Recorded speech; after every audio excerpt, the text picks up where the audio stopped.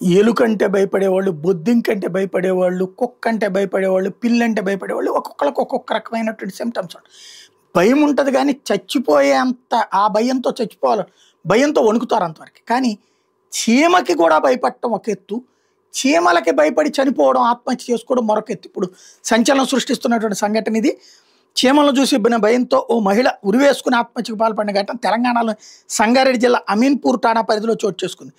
CI Naresh చెప్తున్నటువంటి అంశం ఏంటంటే, మంచిర్యాలకు చెందిన సాఫ్ట్వేర్ ఉద్యోగి ద్యావనపల్లి శ్రీకాంత్కి అదే పట్టణానికి చెందిన మనీషాతో 2022లో పెళ్లి జరిగింది.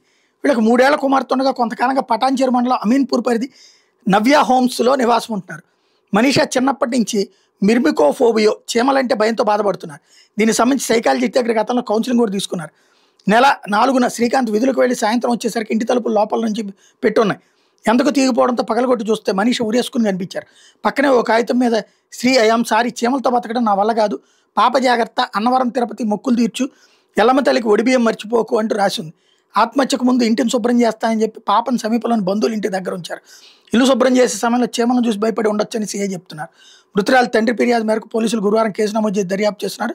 సైకాలజిస్టుల ప్రకారం మిర్మికోఫోబియా ఉన్నవాళ్ళు చీమలను చూడగానే కంగారు దడకు గురవడం, అవి కనిపిస్తే ఆయన పొలాలు, పార్కులు వంటి ప్రాంతాలకు వెళ్ళకపోవడం, చీమలు కనిపిస్తే ఇంటిని 1కి 10 సార్లు శుభ్రం చేయడం, ఆహారం పాడవుతుందని భయపడడం వంటివి చేస్తారని చెప్తున్నారు. కానీ ఆత్మహత్య చేసుకోవాల్సినంత అవసరం ఎందుకు? అసలు చీమే కనపడకుండా ఇన్ని సంవత్సరాల అమ్మాయి బతికుంటుందా? చీమల భయం ఉండొచ్చు, బట్ ఆత్మహత్య చేసుకునేంత పరిస్థితి ఉందా? ఇది కొంత ఇన్వెస్టిగేట్ చేయాల్సి ఉంది. బట్ ఇప్పటికి కంక్లూజన్ అయితే చీమల వల్లనే అని చెప్తున్నారు.